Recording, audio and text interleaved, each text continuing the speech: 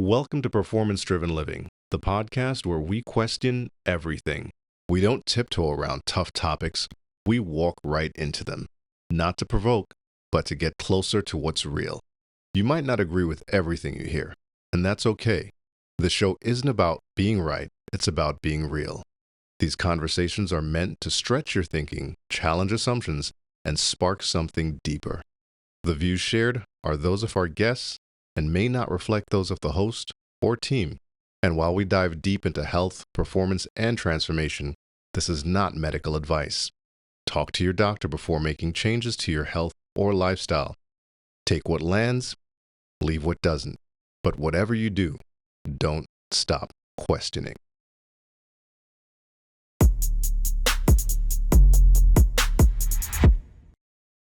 We are here on the Performance Driven Living podcast, and I could not be happier to introduce you to my friend, JJ Virgin. Now, JJ, I always say this, that when they put all my notes here together, they put down the most beautiful introductions of somebody, so don't be offended you ignore when I it? read this. I was like, no, oh, because yeah. this I read, because I could never say the things in the ways that they do. All right, so let's hear it. I'm going to read this. They've said, today's guest is a household name in health information, JJ Virgin. She is a 4 times New York Times best-selling author, celebrity nutrition and fitness expert, and the founder of Reignite Wellness. JJ's dedicated her life to helping people lose weight, regain energy, and thrive, and she does it all with science, strategy, and soul. Wow. I know, right? I Like might- I they might write these copy intros, that. literally, like the first couple Did times. they write it or did ChatGPT write it? It's probably a combination. Yeah. I'm guessing that there's a combination there, but it's like there's enough information about you on the internet that ChatGPT could get a good Got read. the soul in there. That's And interesting. soul, right? Do you use that word? Never. Oh, well, maybe this is a new thing. There you go. Well, JJ, I'm so thrilled to have you here, and thank you so much. And I know we actually recently met, which is kind of funny. Yeah. And I absolutely love that, and we've had a few chats back and forth on that. But having you here today is amazing, and our format here, I'm just going to tell you, like, the goal of our podcast is literally that I just want to learn something. Like, I just believe in being a better version of myself tomorrow than I was today. And getting on this podcast is an opportunity for me to just get industry leaders and experts together who can make me better. And then vicariously, other people get that exact same information, right? And you are clearly a leader in your space. And I would say, people refer to you, and I don't know if you know this, but they What? call you like female Dave Asprey. Oh, so the funniest part is Dave and I, we go way back. So Dave actually took his coffee. This is the first time he brought it out to an event, to the Mindshare event. And he was in the back making coffee and he ran out and everyone got upset. This was like in the way back. That's so funny. And Dave and I decided he walked my mom down the aisle, but Dave is actually my mother in another life. Which is hilarious. So Dave is now the mother of biohacking. So- Father. He's the father of biohacking for everybody but you. That's so funny. But I'm not a biohacker, so I don't know how I'm the female Dave and Dave. Like, It's true, but like you're bent towards health education. I mean, it depends on how you think of biohacking. I look at it and go, well, was I an original one, or what is really the term of it? Because I look at a lot of the biohacking stuff and I go, I feel like a lot of people are majoring in minors and missing the majors. And I 100. Can I get an amen? Yes, you will absolutely get an amen on that Yeah. because, just now I was walking the floor downstairs a minute ago, and we're here at the Dave Asprey Biohacking Conference, so we got to give some credit to Dave Yeah. here. Oh, But- we love ourselves some Dave. We love Dave. Absolutely, I loved it. Yeah. So we were down. I did a lap around the floor Mm-hmm. during a break time that we had, and Dave Korsunski, you'll enjoy this. Dave at Heads Up Health, and he's Mm-hmm. like, "Oh, we're doing some things here. Grab a microphone, Mark. Tell me, like, what is 2 things? First of all, what is the best biohack you're enjoying lately?" Sleep. You know what I said? I said fasting. And sleep is actually the one I normally give Yeah. to people. And he's just like, what's the biohack you're enjoying most lately? And I'm like, honestly, I'm gonna go with fasting. And he kind of looked at me because I think he's probably waiting for me. Yeah, to be he's like, come "Oh, on." the Amortal, it's this supplement and whatever. I'm like, it's literally just fasting. I'm like, and the good news is it doesn't cost anything. Yeah. In fact, it I actually didn't saves spend money. $140,000 on the Immortal. Right. And it saves money, in fact. And I'm like, no, because like your body knows how to do what it knows how to do. if you just provide the right environments for it. And I think biohackers, by and large, I hate the word biohacking, but I have to use it because we're at Dave's conference right now. But the word biohacking, I think to some people has a negative connotation because it's like, it's this and this tech and this supplement. I love the tech and I love the supplements and stuff. But to your point, they're winning on the minors and losing on the majors.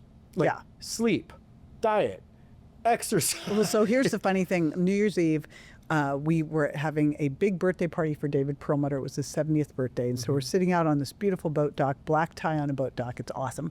I'm sitting next to this guy and he's telling me about how he went to Mark Hyman's event and this, and he went to the YPO, blah, blah, blah, and all these things. I thought, that's amazing. That's so cool. Like, you're doing all this longevity stuff. What do you do for exercise? Weight. I'm like, weight? He goes, well, a couple days ago, I did 5 minutes of yoga on the, and I'm like, all right, so. Right. Like, so you're losing muscle mass because you're not doing it, which means you're aging faster than you even should. But I'm glad you went to Mark's retreat. That's great. Yes. And that's the stuff that kills me. And it's like, and I laugh because like we're here at the biohacking conference and you'll laugh at this because I'm a crazy HIIT guy. Like I go to my HIIT gym every day. Like that's part of my ritual, but I'm also in the midst of a 75 hard right now. I'm sure you're familiar with that. And that's painful. Like I hate it.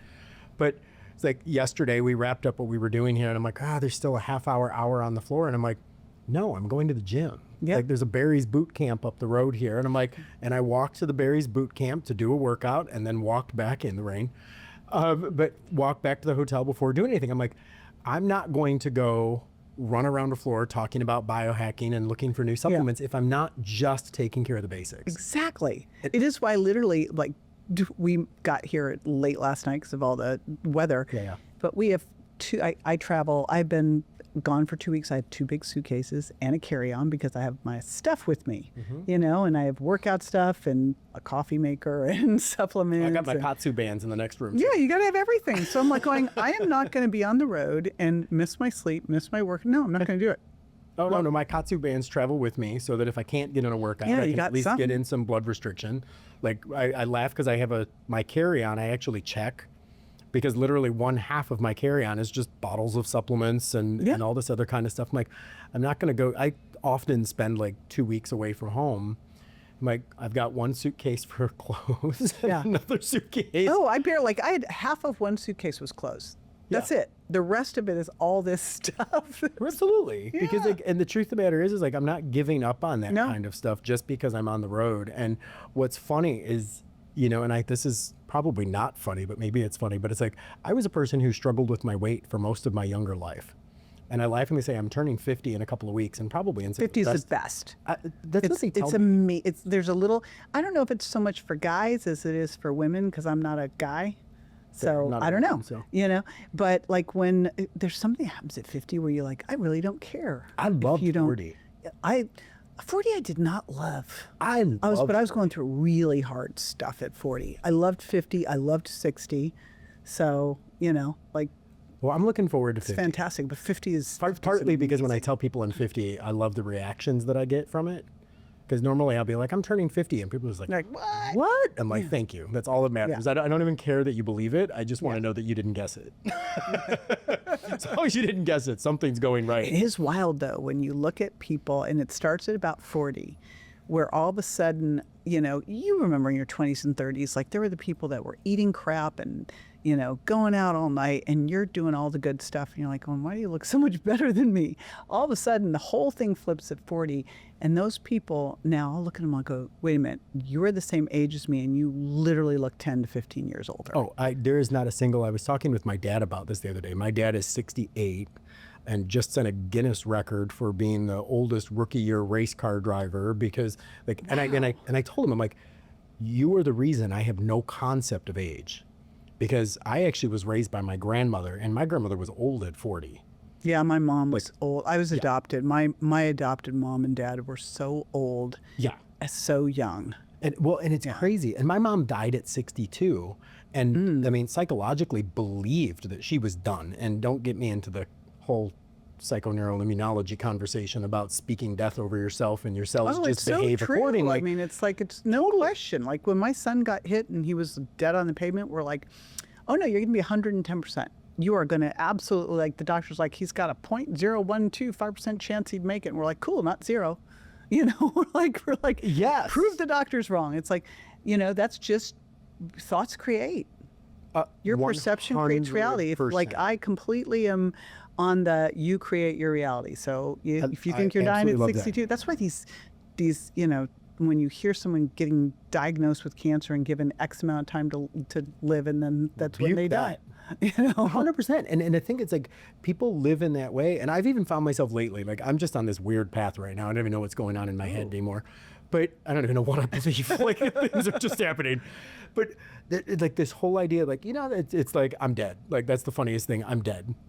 And I'm like, and I found myself not even being willing to use those words anymore. Like I'm not even going to tell you you're killing me. Like you say something really funny and I'm like, you're killing me. And I'm like, I don't even want to use those words anymore. Like I will find alternatives. Like I will go to reactively say those things. I'm like, no, I'm not saying those words. I think of a friend of mine who was always battling his weight. Remember once we were somewhere and he goes, I am starving out of my mind. I go, you might want to watch your framing there. Because you're creating hunger. I'm starving out of my mind. It is. And it's people create that. And especially, I'll say with the declaration, the identity statements, the I ams. You know, not to go too far off on a rabbit trail, but like the I am diabetic, I am this, and I am that. And I'm like, oh my gosh, can we knock that off? Because, and I was on a podcast, I was the guest on Luke Story's podcast not too long ago. I did Luke's. Did you? Yes, I did. See, Luke and I just romanced out for a while. Like we had a great time. And we got into this whole conversation. I'm like, Luke, if I were to just right now shout duck, and I'm like, let me walk you through just some of what's going on. I'm like, your pupils dilate. You move into a sympathetic nervous response. Now you are thinking duck, and I was thinking of a duck. That's hilarious because people have said that. But if I were like, duck, I was like, quack. Yeah, I was exactly. like, literally, I was like, exactly. Oh, wow, they're in a row. But if I were to scream duck or something like that, like you would immediately flinch. I would tense your muscles. Your pupils would dilate. Your digestive system would slow. You'd go into a sympathetic nervous response. And I went through all this kind of stuff. And I'm like, that's the power of one word from me. Like, imagine the power that your words, like I created physiological changes in your body from one word that I said. Now imagine what your cells are dealing with every single day with the things that you're saying to them. Like, and we speak to ourselves so harshly, but like, I agree with you. Like, and I hate to say it's the name it and claim it kind of culture, but I choose to live in the world where anything is possible because it doesn't cost any extra. right. Like there's zero cost of admission to just believe that anything's possible. I know. And What's going to happen? Like this, you know, I remember with my son, they're like, oh, you know, he'll never make it. I go, well, let's believe that he's going to be 110% and prove it. Because if he fails and he gets to 90, we win. You know, I go, so whatever it is here, we're going to win. We're going to win this round. 100%. Yeah. Do you mind sharing that story? Because I don't know. I mean, a lot of people know that story, but that really is the trigger that got you on your path, to be honest with you, no? There's been so many triggers. You know, everyone looks for that catalyst. I'm like, what if there's like just lots of catalysts? And I actually was thinking about the other day. Plot twists all over. You know, all over like is anyone's road to success this road? No, it's like. And then a few steps backwards. Yeah, but I realized there was a common theme to all of it that I just figured out. Of course, I'll probably figure out something else, even 100%. You know, like from 12 lifetimes ago. But I was always the tallest kid in class. Shocking. Same. Yeah. And as a young girl, that sucks, right? Yeah. How it rose. Also the kind of the protector of all my girlfriends, bully too. But because I was the tallest girl, I had to be on the boys' teams because we didn't have enough boys. So I was always on the boys' teams growing up. And then when I went to high school, they had a really great gym for the boys. Squat rack, bench press. We did not have that in the girls. No girls' gym, right? And so I was like, I want to go over there with the high school football players and play because that's what I was used to. You were used to playing with the boys, yeah. But what I realized is doing all of that, being on the boys' teams and being in the boys', you know, weight room, I learned how to do hard things. And if you believe that the way you do one thing is the way you do everything, and you know that if you are doing hard things, you're training you're making new neurons saying, I can do hard things. Mm-hmm. It changes everything. Yeah. And so I really think that part of what happened when my son got hit, my son was, I don't even, I like to say the victor of a hit and run. As my ex-husband says, Grant 1, car 0, but he was hit by a car. We don't know really. It seems like maybe going 30, 40 miles an hour. And neighbors saw the woman get out of her car, gasp, see him on the ground and take off. And so, he was airlifted to the local hospital. He had multiple brain bleeds. He was in a deep coma, like the highest coma score. He was 13 fractures. But the problem, the real challenge was that he had a torn aorta. And that was what Princess Diana died of. And it was going to rupture. And what the doctor basically told us when we got there was sometime in the next 24 hours it will rupture. Every hour, this is what he's saying, every hour the chance it's going to rupture increases by 10%. All right, now, so 240% I was like, by the end of the day? I was like, what? Your math doesn't work. So we're looking at him, and my son Bryce, who's literally getting his PhD in math right now. Amazing. Is looking at this doctor, and I've taught my sons to be, question authority respectfully, but question question. So Bryce is looking at this doctor who's saying this stupid stuff, and he's like, huh. So like maybe a 0.125% chance he could make it, and the doctor goes, yes. And he goes, not 0. I love that. That's not 0. What was the movie? So you're saying there's a chance. Yeah. That's Jim Carrey. And yeah, it was so you're saying there's a chance. And that was just it. So we were like, and the other funny part was Grant's dad was a medical malpractice trial attorney in his former life when he actually worked. Because when he met me, he decided he didn't want to work anymore. I was like, that's interesting. That's You're right. like, Yeah. Okay. Huh.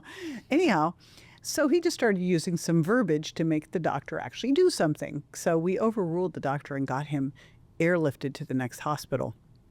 And when he got airlifted to this next hospital, he survived the airlift, which the doctor said he wasn't going to do. Then he survived the surgery. We get to this hospital. It's Harbor, UCLA. We walk in, number 2 trauma center in the country. And it is game on in there. We walk in, there are 5 surgical teams in there. There's a doctor who got called at 2 a.m. He got a stent flown in from somewhere that they'd been using, and they were no longer even available. He goes, I got it. He goes, it was supposed to be used for adults, but we'll ask for forgiveness. He was like, going to do what he was going to do. Right. How old was he? You said 16? Grant was 16. Okay. And I remember the doctor said, listen, I do this all the time. Do not worry. I had someone thrown off an overpass last week, and we fixed him up. This is easy. I'll come get you in a couple hours, tell you it's fine. I'm like, okay. Cool. I'm going to Great. go have a cup of coffee. I went up. I had a blog due for something I was doing. And I was like, I'll go get my stuff done. So the wild thing is, so we're sitting up in this waiting room. I was going to call it a green room. It was not a green room. It was Not a studio, JJ. I was doing a lot of TV back then. So I was sitting up there. And so we're sitting up there. And later on, like months later, Grant told me, he goes, remember when you and Dad were sitting in the waiting room and Dad was wearing that red shirt? Like, John had changed from the time, like, he didn't know what John, like, he described where we were, what we were doing, how we were seeing. He was in a surgery He was like room. in the surgical suite. I'm like, okay. I mean, the stuff he told us after the fact would give you chills of what he knew. So Like almost out of body kind of it's experience. completely out of body experiences. Anyhow, the doctor comes in, he goes, hey, all right, it's all fixed. It's all fine. Aorta great. Now, I don't know if he'll ever wake up. I'm the plumber. I'm like, great. So we go in to see him, and I remember standing there because literally 13 fractures. He'd had 2 orthopedics teams working on him, broadening his femurs. He had a crushed heel that they had like stuck all these like nails into and had hanging. I mean, it was just crazy. He had glass. Everything was covered except for a finger. He had a broken arm, dislocated shoulder. So I got the finger, holding the finger, and the machines are beeping. And I said, Grant, your name means warrior. And you're going to be 110%. I'm like blabbing away to him. And I feel a little squeeze. And I'm like, they said he was in a coma. And so, I said, Grant, Bryce is cheering you on. That's his brother. He loves his brother. I feel a squeeze. Then I said, your grandmother is like cheering you on. Nothing. Grandma was kind of a negative Nelly. So it was like, and I hadn't actually called her yet because I knew that when I called her, she'd freak out. And I was like, I'm not going to tell her anything. Anyway, and they said, and your girlfriend, Mackenzie, and he started to try to pick my finger up off the bed. And that's when I was like, you are going to be 110%. This is going to be the best thing ever happened to you. Let's and just doubled it down. And we literally, John Burgeon was like, I'm giving you permission to prove every doctor wrong. Like, we just proceeded to go in there, like seeing him holding this vision of him 110%, like sneaking all sorts of stuff into that hospital. I had him on high dose fish oil. Like, I was doing progesterone cream. We were doing like Tibetan scrolls, holy water, all sorts. Like, everybody's like, I got this. I'm like, send it on over. We were doing essential oils. We had an acupuncturist coming in doing acupressure. Like, Yeah. I mean, believe me, I would have like anything we needed to do. I'm like, whatever religion, let's go. Like, I'm, agnostic. Let's go. So it was interesting because I've watched the movies where people come out of comas. And so I thought it was like that. They come out of the coma, they look at you, they go, I love you, right? That is not how people come out of comas. right. They're not. And so the doctor told me, the doctor said, when he comes out of the coma, it will be ugly. And so I figured it was like maybe he'd come out and scream or something. No, it was ugly for years. Really? She didn't say it will be ugly for a moment, an hour, a day, a week, a month. She said it'll be ugly. And it is ugly because basically their internal editor, their filter is shut down. Now that can be fun. It's like at one point he was laughing hysterically, and it can be awful because you can get very angry. So unbridled fear too, yeah. There's all sorts of stuff. But when he first started coming out of it, he didn't say anything.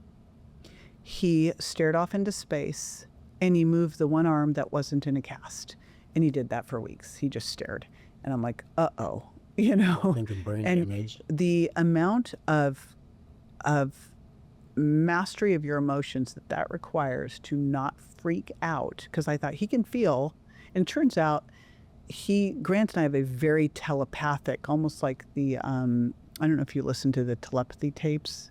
If you have I not, know what you're talking about. have you listened to this? Mm-mm. You have to listen to this. It's one of them.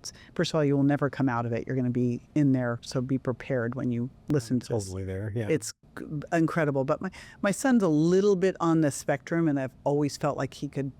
So I'm going, he can feel anything. So I'm not coming in here unless I feel very, very, very like solid. Empath.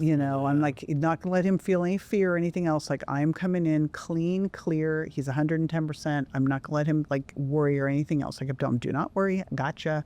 I had Dr. Raymond coming. I had all sorts of people like, I'm bringing in troops. They all came in, visited him. People were like, who are you? Oh, I'm just, good mom. A good mom. Got a few friends. But it was funny because I literally launched Virgin Diet bedside with him in a coma. And, became a New York Times bestselling author bedside with my son in a coma. They were very cool at the hospital. They had a room for me to do interviews, and because they started to watch everybody coming in and what was going on. They're like, oh, okay. That's amazing. It was incredible. But, he started to come out of it, and I was like, I'm going to wake him up. So I did all sorts of stuff. I brought in different things for him to smell, and I brought in popsicles. I snuck in stuff. I was like, how do I wake up all of his senses? How do I just start to wake all this stuff up? And, it took time, but it is crazy when someone comes out of a coma, because he would say all sorts of stuff. I remember the nurse walking in, he goes, I love you. And I'm like, oh boy. They're just like, uh-oh. I love that you're the mom who was actually doing the care while your son was in the hospital. I'm like, oh my gosh. It was pretty wild. But it really just showed me that Grant was used to doing hard things. We taught our kids to like work hard. So I was used to doing hard things. So you just did hard. This is another hard thing. I want to ask that was actually exactly what I was going to ask you next. Was you had been preparing to do hard things since you were in school, and since you were playing on the boys teams, right? Like you'd been training to do hard and things. I'd gone through a lot of hard things, like we all have. So I think it's the frame of like, what if the hard things are actually the best? Like, first of all, have you ever met anyone super cool who life was easy for them? Never. Those people are not cool. Agreed. Yeah, those are the ones that are cool in high school. They're not cool past senior year. Right. Gosh, it is funny in high school. You know how the ones like the best looking ones, the ones are amazing. You come out and they're like went nowhere. Oh, I was the unattractive kid in school. I was always that person. And I'm like, I look back today and I'm like, there is not a single person, sorry if y'all are watching, but there's not a single person I went to high school with that I would trade my life with. Not one. And not the way I look. Like, we're all turning 50 this year. And I'm like, I'll be damned if I want to look like any of them. like just my life. And I laugh sometimes because like I grew up in a suburb of Detroit. And truthfully didn't grow up in a family where you can be anything. Like, it was never that. Like, I was a smart kid and I was, pretty socially adept, but I was raised by a grandmother who worked and raised 2 grandchildren and, so on and so forth. So, I mean, it was a pretty, I would say, atypical, but at the same time, it was not a plush, privileged life in that respect.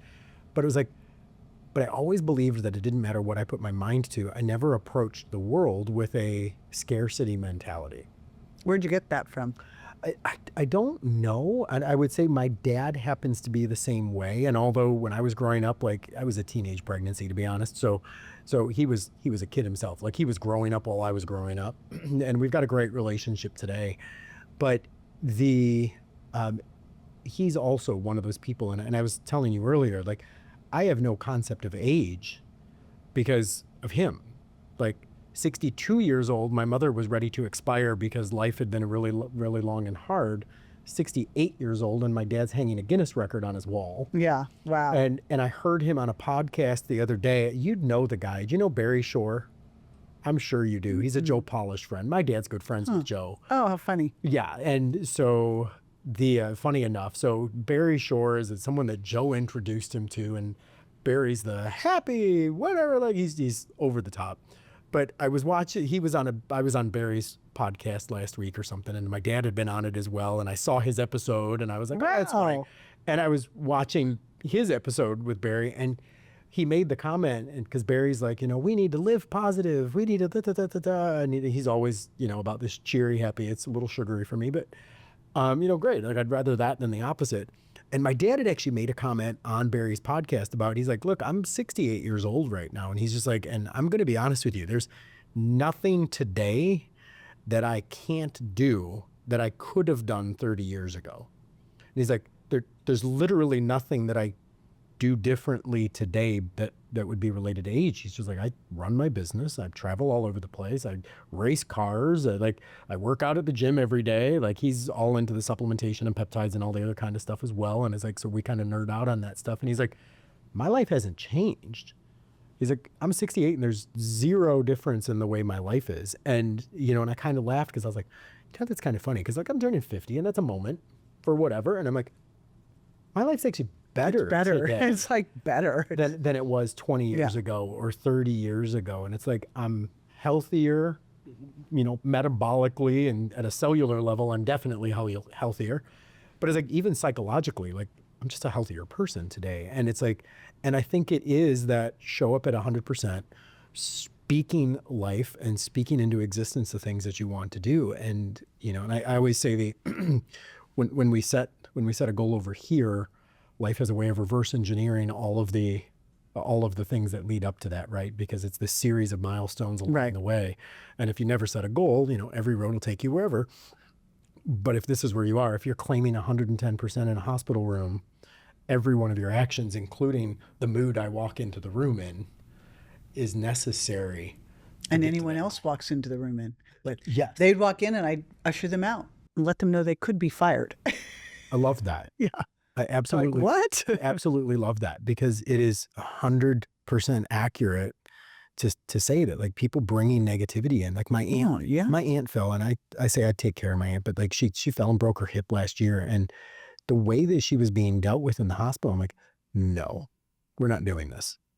And it's like, but it was that same type. It was the negativity. It was they forgot to hook her up to an IV, but took her off of fluids for 24 hours. I'm like, what are you doing? Like, they left her with a broken hip for 36 hours before even getting her into an OR.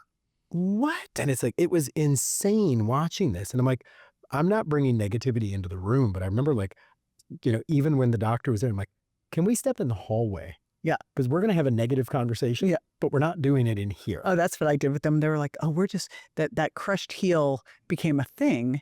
And it's interesting, you realize the levels, because at first it was like, okay, well, we've got a tornado to fix that. All right, well, he's in a coma. Like, and that's an expiration day. I was like, okay, fix that. Like, and he's getting sarcopenic. I'm like, I can handle that piece, So we were like, but then, all of a sudden he's got this crushed heel. And you can't like do anything when you have a crushed heel. And the orthopedic surgeons come walking in and like, they're the big guys at the hospital. And they're like, we're just trying to get him to walk again. Out. I'm like, out of the room. You out of the room. Yeah. Like we're going to deal with this in the hallway. Yeah. That's not going to happen here in this room. And it was that kind of stuff. Like, I mean, I love the alignment because I'm the same way. Like, I don't want that. Yeah. I don't want that. And even when I find myself going into that space, sometimes I'm like, nope, snap out, like not going to do that. Not well, if that, do you know who Mary Morrissey is? Mm-hmm. Yeah. So Mary had done something to her jaw.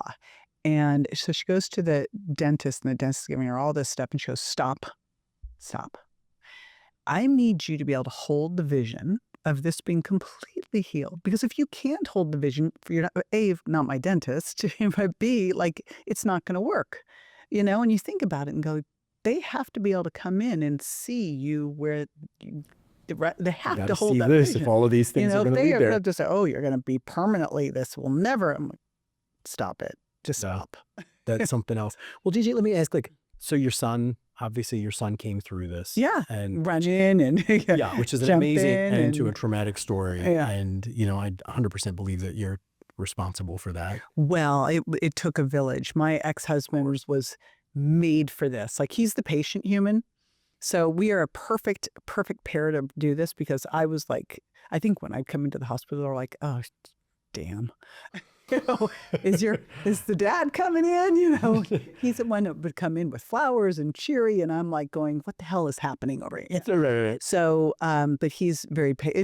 But the reality is, the most important person for healing that was Grant, really having it in him, and to be challenged. Like, I believe we're never better than when we're challenged. And it was interesting when he came out. At first, I was being a little overprotective. Like, he'd step off the, curb to go walk on the street, and I'm like, football tackling him. And you have to push people. You have to challenge them. Like today, I have a gal on my team, and she is really working on kind of shedding the weight, which I said, well, let's just start with getting your 10,000 steps a day in, right? And it was like day 3, and like, this is really hard. I go, that's great. That's fantastic. I go, what if the reframe is, when you do hard things, you can do hard things. The more you do, the more you can do. And like, you're just teaching yourself that you can do hard things. Have you read the book, Do Hard Things? Oh, it's actually a great book. I'm trying to think of the name of the author, but it's called Do Hard Things. It's a hard title. Like, I wonder, did the book sell well? I wish I could tell you. I don't. Because I just wonder how many people would buy a book saying do hard things. I did. But he actually, in that book, I believe it's the same book where he actually talks about misogis. You familiar with that? So misogi is a Japanese, I'm going to call it an adventure, but it's almost the pushing yourself to a limit that you never thought you could do. And the recommendation is once per year, and I'm not certain it's that specific book that talks about misogi, but you set a pace for yourself. Like, I had a friend who was like, all right, I'm going to do a misogi. It's going to be a 4x4x40. And I was like, what does that mean? And he's like, every 4 hours, or 4x4x48, I think is what he called it. And every 4 hours he had to run 4 miles for 48 hours. So literally means no sleep other than naps that he could get between. So every 4 hours he had to go run 4 miles and then come home, and you got to rest until the next 4 hour trigger. Then you went and run 4 miles. But the whole premise behind it is not that that's a health tip. Like, right.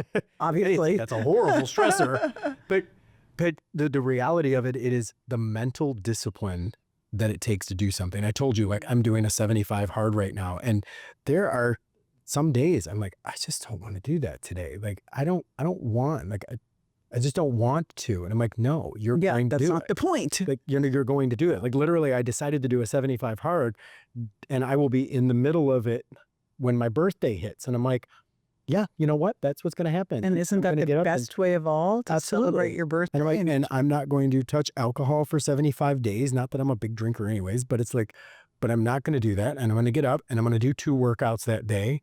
And I'm going to celebrate the fact that I can first of all. And it's like, and I'm not going to eat a cake because I'm not intaking sugar. Like, and I'm not going to eat a seed oil just because it's in a dish that I want. No, like, I'm not going to do these things because this is part of the discipline. And some people are like, why would you do that to yourself? And somebody's like, well, you could. Why wouldn't you do that for yourself? Exactly. And it's for yourself, not to yourself. Yes. I'm like, I'm not doing this to myself. Like, I am doing this to prove to myself that hard things are possible. Yeah. And I, like, every year, I'm the New Year's resolution guy. Every year, I've got a list on my phone that goes back like 15 years where it's like every year I'm like, I want to do this. And I'll make like a list of 50 things that I want to accomplish this year. And some of them are financial, some are relational, some are fitness and health related. And sometimes they're ridiculous things. Like one of my goals this year was to finish 365 days of Duolingo in a row. What is that? Duolingo, it's the language app where you're practicing other languages. And I'm like, I just want to do it 365 days. Which language are you practicing? Spanish. And I'm 2 days away from my 365. Nice. And I'm like, so I'm a day 363 this morning, but it's not changing. So could you do like taco and it counts? Could I do what? Like, could you say taco and it counts? I mean, like how?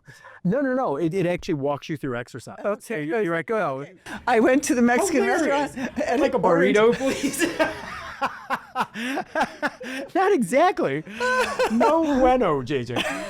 But did you just get done for today? No bueno. No, exactly. But no, it's this. But literally, it's just for the discipline. It's for the discipline of saying I could. Because if I didn't do it this morning, it's not like my life got impacted.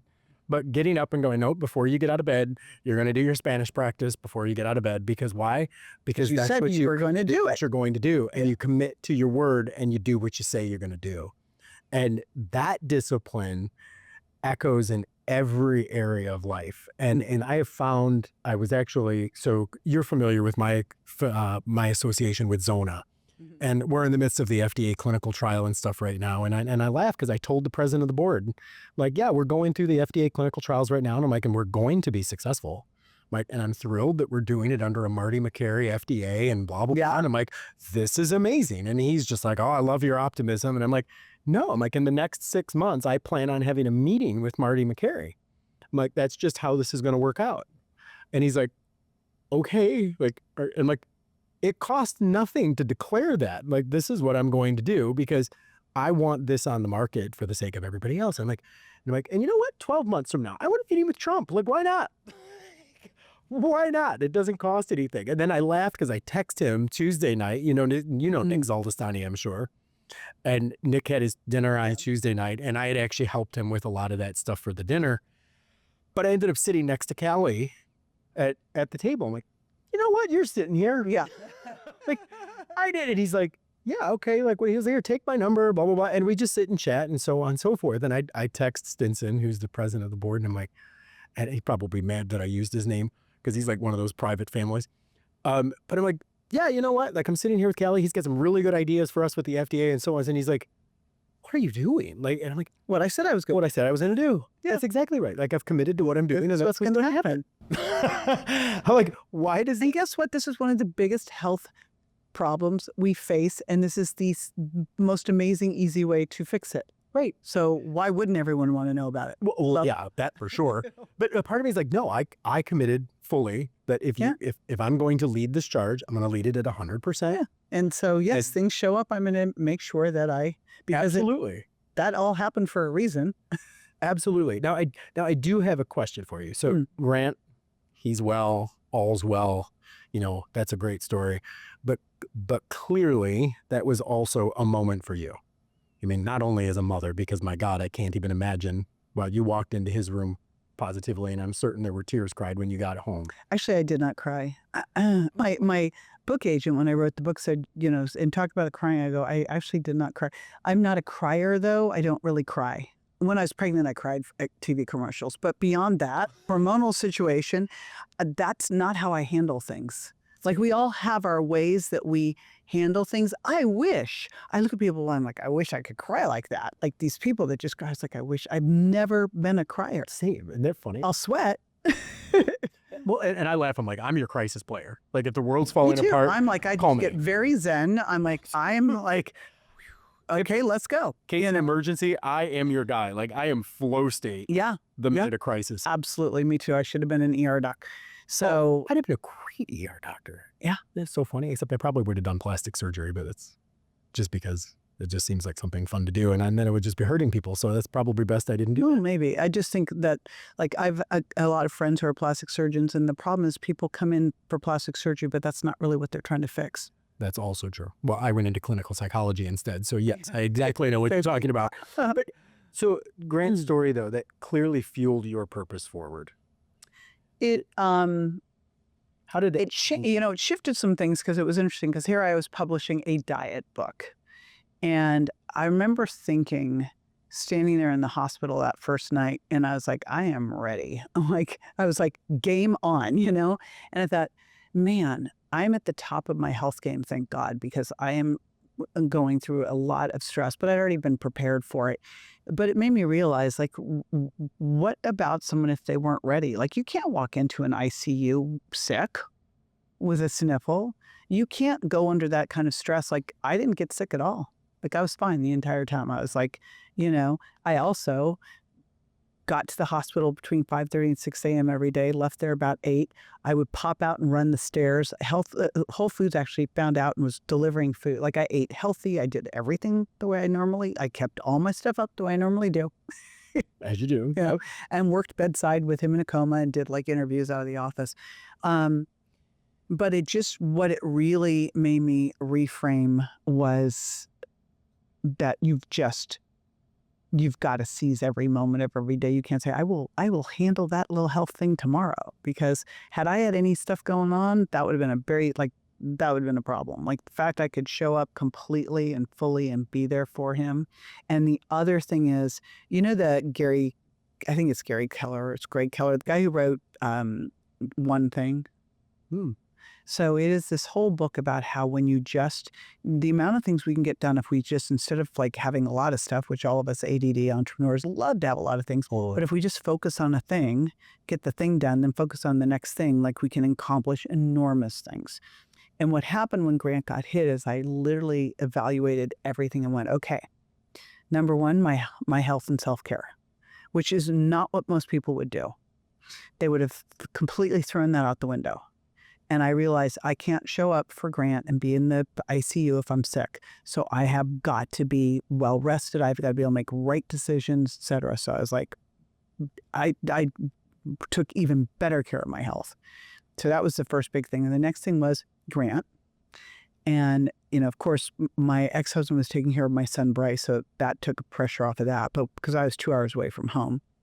And then the third thing was making this book go bigger than I could have ever even conceived of it, because it was going to fund all of the things I was going to need to do for Grant, because insurance is not going to cover intrathecal stem cells and all the stuff. We did all the stuff.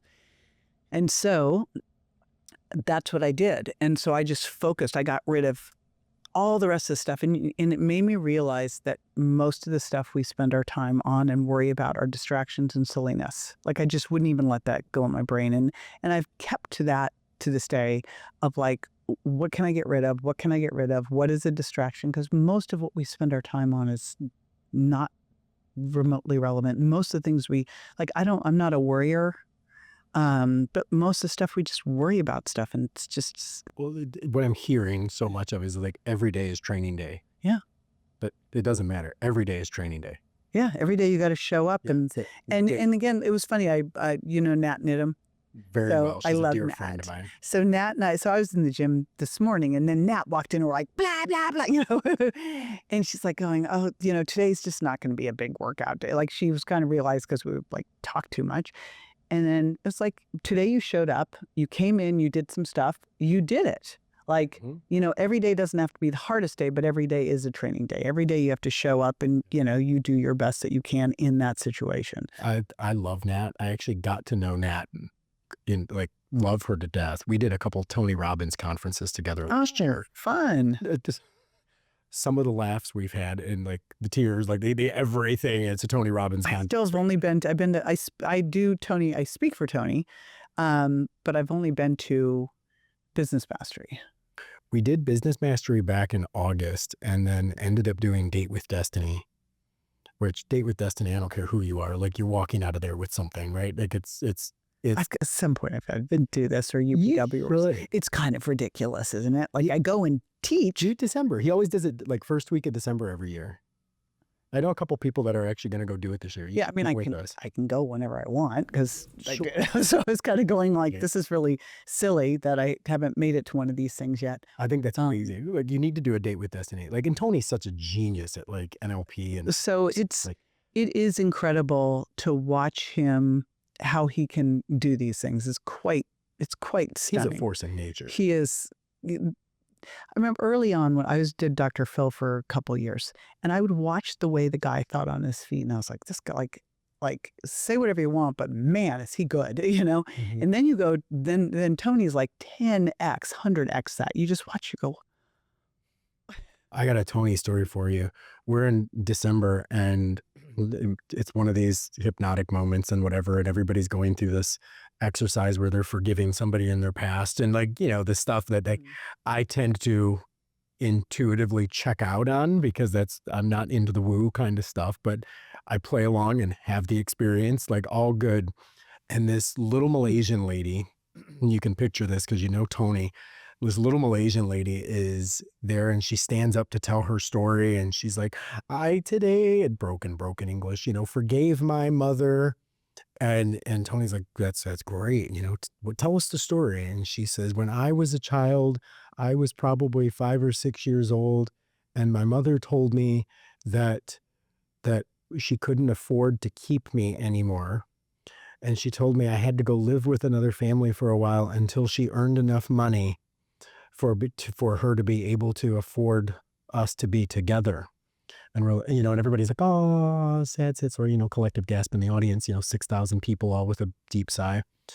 And she went, and the first time I talked to my mother on a telephone, I told her that the man I was living with was sexually abusing me every night. Now 6,000 gasps. Yeah.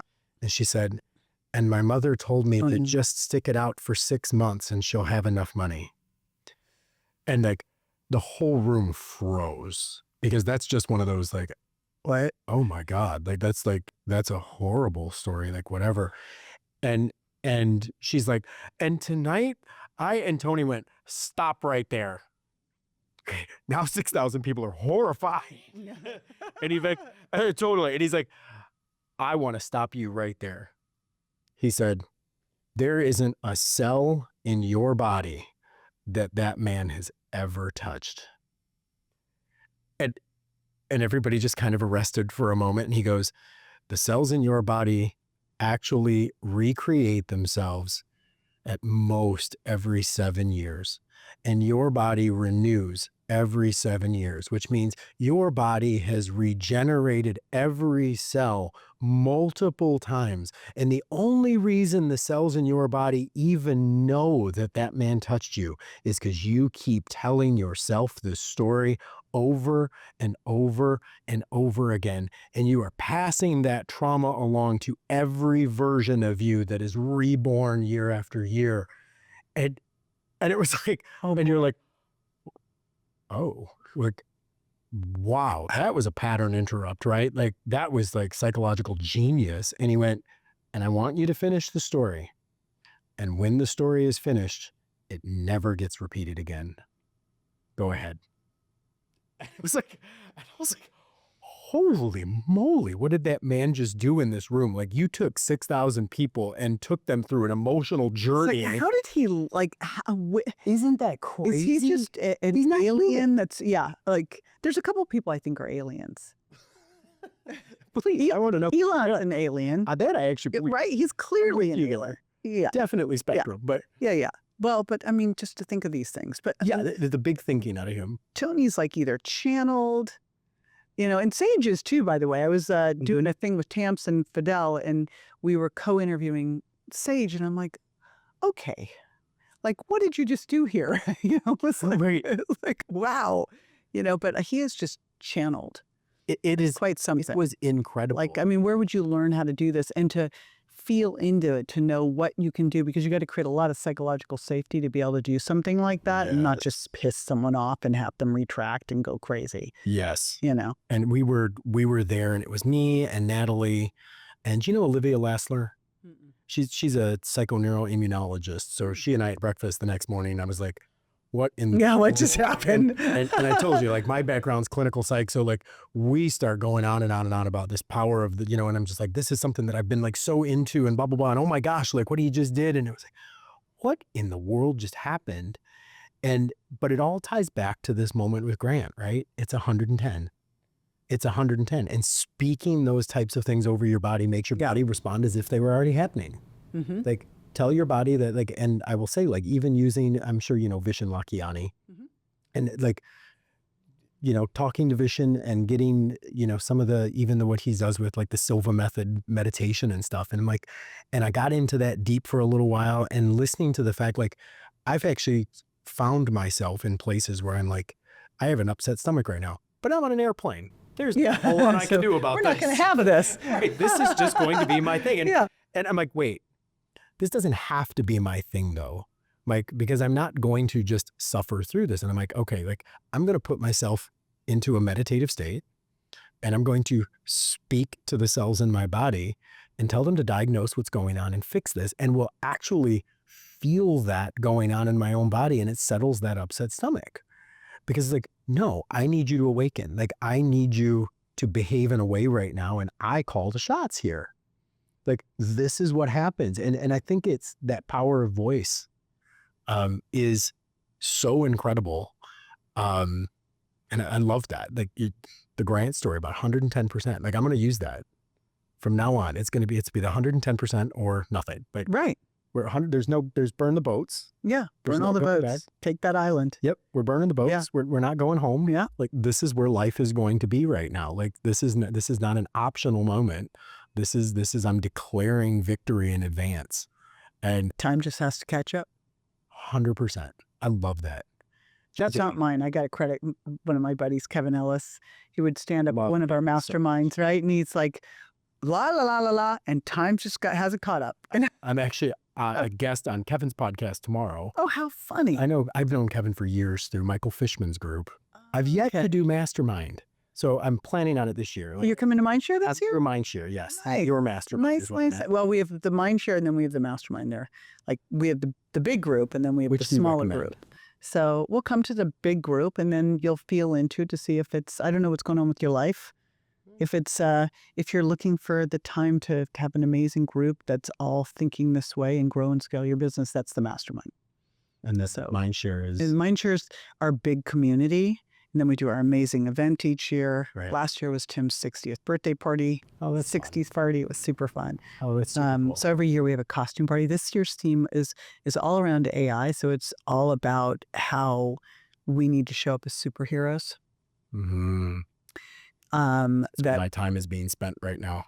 So it's very exciting. Like the AI thing's very exciting. It's very exciting for what we'll be able to do in health and where we need to show up, like how we need to really lean into our brands, our voice, So correct. And I've said about AI, like people are like, oh, AI, whatever. And I was a college professor for many years, and it's like, and I can't even imagine being a college. I've got friends that are still teaching, and I'm like, I don't even know how you're dealing with AI right now for people turning and writing assignments and stuff. Like how would you know? How would you know if they like, and the other part of it is, okay, now you're going to school. What are you actually, like, what are you studying?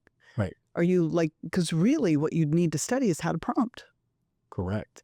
That's the most important thing, is how to ask amazing questions. Absolutely. And the reality is like, it's this idea of like, I believe that the smart people are going to get smarter from it. And I think the stupid people are going to get stupider from it. Like, because if you're willing to do hard things, right, this is going to be a superpower. And if you're not willing to do hard things, you're going to use it as a crutch that's going to make you limp even worse than you already did. And I don't think there's an in-between. Yeah. I think this is... Remember calculators and sadly, I do. And I had a great, I had to like take, I don't know, 5 statistics courses in grad school. I'm like, why? This is so ridiculous. But the biggest thing I remember from all of those was they said, you have to be able to know how to do it without the calculator and know the right answer so that you can eyeball it to go, is this in the ballpark? Mhm. And that's how I see with AI. It's like you still right now, and maybe one day it won't, but we have to know how to prompt and go, is this even in the ballpark? Is this like where I need to be? Right. So, Yep. Well, and I think AI is either going to, and I always say that what it's done for me is it's given me more time to critically think. yes. Like I'm able to do what only humans can do because I've offboarded some of the things that I don't have to spend my time doing. And I think that the people on the other side of that continuum are using it to replace the things that give them the time to critical think. Like they're using it to critically think. It's like, got it, but now you're going to lose that Yeah, ability. that's Like don't use it, you lose it. And that's what's going to happen. And for me, I'm finding that it's elevating my thinking. And I, as a marketing guy, even like I sit and spend all my time. I'm like, I have creative meetings with my GPT. I'm like, hey, I've got these ideas. This is what I'm thinking of. Like, what are your thoughts? What holes can you find? And by the way, do me a favor, like go ask Donald Miller what his opinion would be on this topic. And ask Joe Polish what he would do in this situation. Like, and using these types of prompts and stuff. And I'm like, and I have these amazing meetings. Right. And I like, it's like, sometimes I'll literally just drive home and putting on my Bluetooth and I'll hit the GPT button, just talk to my bot on my drive home. Hey, I had this going on at work today, and these are the things that I'm trying to figure out. And I don't know how to approach the situation, but these are the things I'm thinking about. okay. Have you seen the thing? Mike Koenig's turned me on to this. And it's this prompt that basically will give you your 5 greatest areas of weakness. Yes. Did you do it? I have not yet, but I do know Mike Koenig, and I have not done it yet. I need to. We were all in Mexico because I had a female founders group. So a bunch of us were having dinner. We sat down and I'm like, holy smokes. It is absolutely spot on. Sad, right? It's incredible. Yeah. You're kind of like, I don't know if I want to read this. I've been finding it just being used in I say like even client proposals, brand guidelines, and just like, look, this is what I'm trying to do. This is the picture. I'm not losing my ability to understand the market. I'm not losing my ability to understand a product placement. That is very much in tune. I'm just asking you to kind of take my words and make them coherent. Yeah. And then I'll edit. But you're able to advance the thinking and move on to the next topic, to go critically think the next topic because you advanced my work. Like you made me smarter. I've been doing all my supplement formulation with AI. That's amazing. It's unbelievable.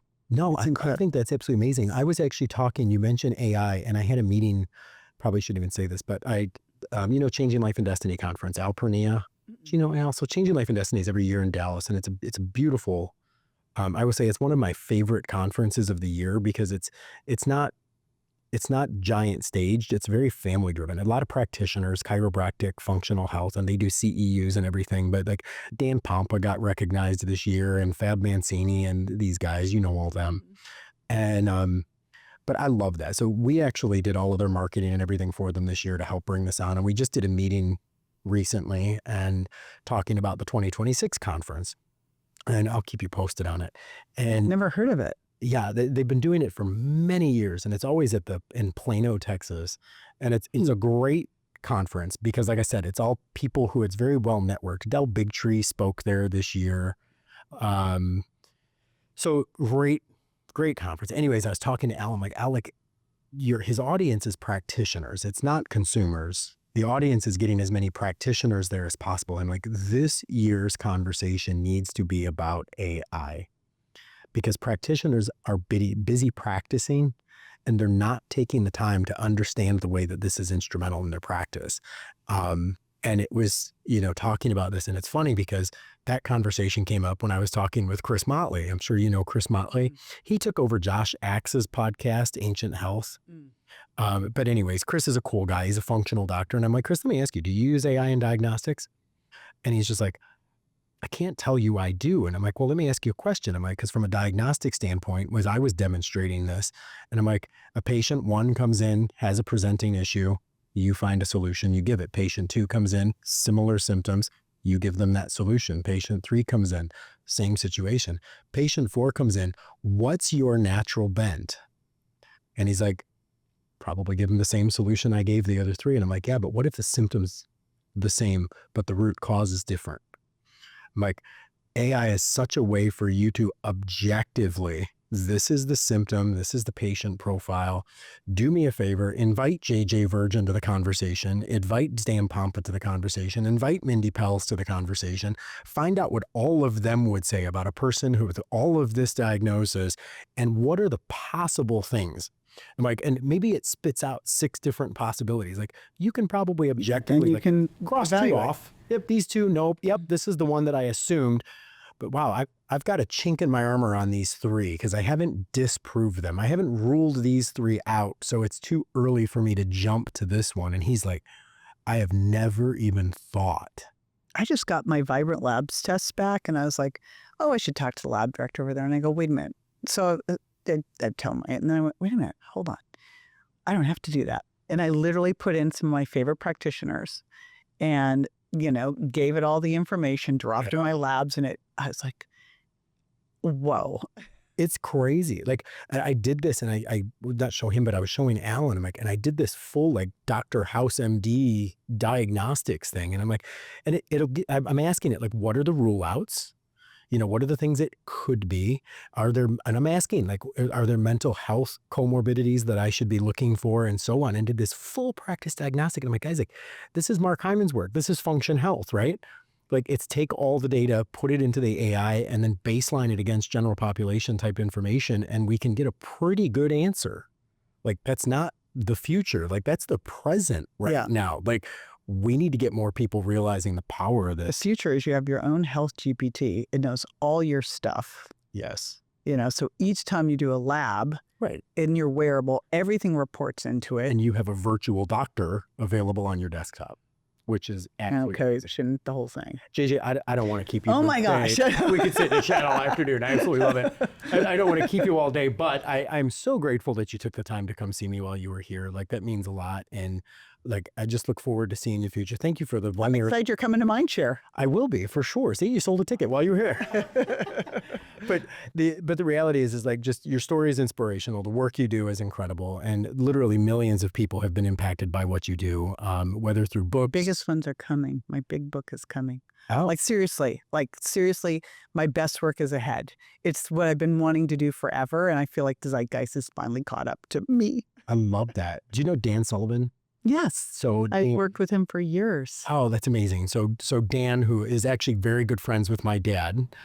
So I know Dan and Babs for ages and whatnot. Babs. But Dan always, I know Babs is so, I'll let you show you. I was at her birthday party and like everybody wore red glasses.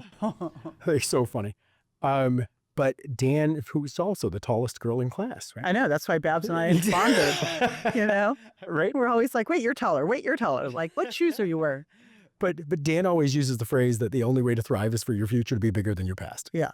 And I love that quote. Like, the future's got to be bigger than the past, or what's why? Like, otherwise you're declining. And it's so funny because as people are aging, it's like they're looking at all the things they can't do. And I was like, what if? Like, I literally have role models around me. It's one of the reasons I love spending time with Mary Morrissey. I'm like, Mary Morrissey had more success in business at 70 than in all of her years prior to that combined. Totally. It's like, come on. My best years are totally ahead of me. And it's like, there's a guy who was doing a documentary called Your Second 50.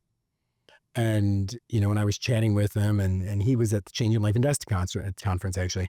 And I was just like, oh, I'll introduce you to my dad because he's like, I've been looking for somebody for this that would, does race car driving. I'm like, oh, I got your guy. Like, great. I'm like, let me introduce you to him. And my dad's just like, well, why don't you do it? Like, you're turning 50. Like, why don't you talk to him? I'm like, 1, I'm not a race car driver. I'm like, 2, I'm actually going to do your third 50. Like, you could do your second. Like, I'll do the third 50. I got you. And it was like, because it cost me nothing to have that frame of mind. Like, cost me 0. Yeah. If you fall a little short, whatever, aim for the stars, land on the moon. Like, that's cool. Like, still interplanetary at that point, right? Like, I love it. But thank you so much for joining. Like, that means so much. And I appreciate you being here. And for anybody who's looking to get a hold of the infamous JJ Virgin, I think most of you already know how to find JJ, but follow JJ, follow all her work, pick up her new book 2026. that will be Coming to every bookstore everywhere in 2026. Absolutely. Well, I told Benazati that when I go to a bookstore, I actually go sign some of his books.